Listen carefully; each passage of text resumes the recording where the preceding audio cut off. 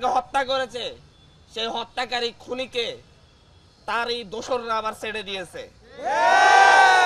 তারা বাংলা সিনেমা পেয়েছে, তারা এমন ভাবে বলছে যে হচ্ছে থানা হেফাজত থেকে একটা খুনের আসামি, গণহত্যার আসামি পালিয়ে যাচ্ছে, মনে হয় যেন এটা একটি বাংলা সিনেমার নাটক।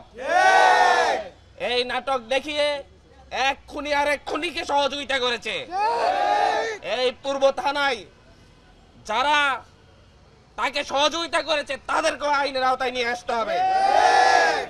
আমরা ছাত্র জনতার খুনিদেরকে ধরবো আর আপনারা ছেড়ে দিবেন, এমন হতে পারে না। বাংলাদেশে পুলিশ সংস্কারের কথা আমরা বলছি, কিন্তু সেই সংস্কার এখনো আমরা চোখে দেখছি না। আমরা দেখছি এখনো চাঁদাবাজি হচ্ছে, ঘুষ হচ্ছে, এখনো ঘুষ বাণিজ্য চলছে। উত্তরা পূর্ব থানার সাবেক যে ওসি শাহ আলমকে যারা ছেড়ে দিয়েছে তারা কত টাকার বিনিময়ে ছেড়ে দিয়েছে সেটাও পাস করতে হবে। নাকি তারা নিজেরাই উত্তরা পূর্ব থানায় তৎকালীন খুনের সাথে জড়িত এবং শাহ আলম অ্যারেস্ট হলে তাদের মুখোশ ফাঁস হয়ে যাবে, এজন্য তারা ছেড়ে দিয়েছে, সেটাও প্রকাশ করতে হবে। আমি এখানে আসার আগে আমরা প্রশাসনের উচ্চ লেভেলের সাথে কথা বলেছি, আমরা স্বরাষ্ট্র উপদেষ্টার সাথে কথা বলেছি, আইজিপির সাথে কথা বলেছি। উনি বলেছেন অতি দ্রুত ওনারা শাহ আলমকে আবার গ্রেপ্তার করবেন এবং তাকে পালিয়ে যেতে যারা সহযোগিতা করেছে তাদেরকে আইনের আওতায় আনবেন। কিন্তু আমরা আজকে প্রায় 14 থেকে 16 ঘন্টা পার হয়ে গিয়েছে, এখনো তাদেরকে আইনের আওতায় এনেছে বলে আমাদের পরিলক্ষিত হলো না। এইরকম খুনিদেরকে যারা পার পেয়ে যেতে সহযোগিতা করবে তাদের ব্যাপারে আমাদের জিরো টলারেন্স। আমরা সবাই এর বিরুদ্ধে প্রতিবাদ এবং প্রতিরোধ গড়ে তুলব। আমাদের এই লড়াইটা আমাদের জন্য আরো কঠিন করে তোলা হচ্ছে। আমরা যে লড়াইটা জুলাইয়ে দিয়েছি সেই লড়াইটা বর্তমানে এই লড়াইয়ের চাইতে আরো সহজ ছিল।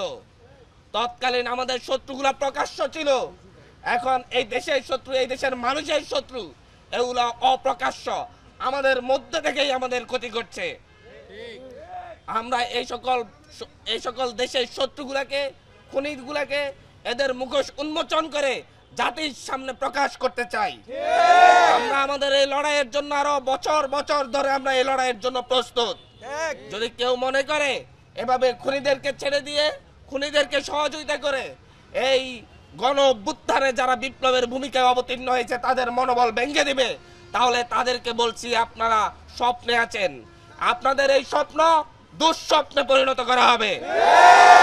আজকে আমরা দেখছি বিভিন্ন জায়গা থেকে বলা হচ্ছে বৈষম্যবিরোধী ছাত্র আন্দোলনে গণ অভ্যুত্থানে নাকি ছাত্র জনতার অবদান শুধুমাত্র 5% হবে না, বলা হচ্ছে তারা নাকি 95% অবদান রেখেছে একটি নির্দিষ্ট দল। গত 16 বছর ধরে দিনে প্রোগ্রাম করে, দিনে রাস্তায় ছোট একটা জটিকা মিছিল দিয়ে, রাতে গিয়ে আওয়ামী লীগের মন্ত্রীদের বাসায় গিয়ে তাদের পা কচলানো নেতাগুলাই এখন এই কথাগুলা বলছে। তারা গত 16 বছর ধরে গোল্ডেন ডাক মারতে মারতে ঘরে ঢুকে গিয়েছিল, তাদেরকে ঘর থেকে রাস্তায় আসার সাহস জুগিয়েছে দেশের ছাত্র জনতা। আপনারা যেখানে ব্যর্থ হয়েছেন সেখানে ছাত্র জনতা রাজপথে নেমে আপনাদেরকে সাহস দিয়ে আপনাদেরকে দাঁড়িয়েছে। কিন্তু যদি ছাত্র জনতাকে আপনারা ছোট করে দেখতে চান, তাহলে মনে রাখবেন এই তরুণ প্রজন্ম আপনাদের রাজনীতি কখনো গ্রহণ করবে না। আপনাদেরকে আগামীর বাংলাদেশের রাজনীতি করতে হলে অবশ্যই 2024-এর ছাত্র জনতার অবদানকে স্বীকার করতে হবে। আপনারা নাহিদ ইসলাম, আসিফ মাহমুদকে নিয়ে কটূক্তি করবেন, যারা জীবন বাজি রেখে, যারা বারবার অত্যাচারিত হয়ে, নির্যাতিত হয়ে বিক্রি হয় নাই আপনাদের মতো, তাদেরকে নিয়ে কটূক্তি করবেন, তাহলে আপনারা আগামীর বাংলাদেশ গড়তে পারবেন না। আপনারা অবশ্যই দেশপ্রেমিক নাহিদ ইসলাম, আসিফ মাহমুদদেরকে আপনারা অবশ্যই সম্মান করতে হবে। কিন্তু ওনারা বলেন এই নেতৃত্ব নাকি হচ্ছে শুধুমাত্র ঘোষণা দিয়েছে আর বাকি সবই ওনারা করেছেন। তাহলে নাহিদ ইসলামকে 4 দিন যাবৎ গুম করে তার উপর যে নির্যাতন চালানো হয়েছে সেটা কোথায়, তার স্বীকৃতি কে দিবে? আজকে 5 মাস যেতে না যেতেই এই গণ অভ্যুত্থানকে প্রশ্নবিদ্ধ করা হচ্ছে, এমনকি এই সকল বিভিন্ন জায়গায় খুনিদেরকে আশ্রয় প্রশ্রয় দিচ্ছে। দেখা যাচ্ছে সিলেট সীমান্ত দিয়ে গণহত্যার অন্যতম আসামি ওবায়দুল কাদেরকে পালিয়ে যেতে আপনাদের লোকজন বাধ্য।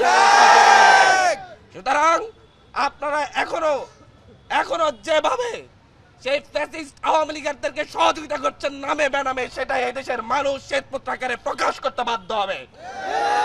আপনারা সকল আমরা সহযোগিতার রাজনীতি চাই, একে অপরে আমরা আপনাদেরকে সম্মান করি, আমরা আপনাদের 16 বছরের ত্যাগ প্রতিজ্ঞাকে শ্রদ্ধা করি। কিন্তু তাই বলে ছাত্র জনতা যে শুধুমাত্র 36 দিন আন্দোলন করছে তা বলে আপনারা পার পাবেন না। আপনাদের যে কোনো দেশের যে কোনো আন্দোলনে 2015 সাল থেকে ছাত্র জনতা শেখ হাসিনাকে বারবার বাধ্য করছে পিছু হটতে। 2015 সালে ব্যাট বিরোধী আন্দোলনের ছাত্র জনতা বাধ্য করেছে পিছু হটতে। 2018 সালে সড়ক আন্দোলনে, কোটা আন্দোলনে শেখ হাসিনাকে পিছু হটতে বাধ্য করেছে ছাত্র জনতা। গত 16 বছরে আপনারা রাজনৈতিক দলগুলো আন্দোলন করে শেখ হাসিনাকে তার সিদ্ধান্ত থেকে কোনো অংশে ন্যূনতম পিছু হটতে বাধ্য করতে পারেন নাই। সুতরাং ছাত্র জনতাকে সম্মান দিয়ে আগামীর বাংলাদেশে রাজনীতি করতে হবে। আমরা যেমন আপনাদেরকে সম্মান দিই, আপনারাও আমাদেরকে সম্মান দিতে হবে।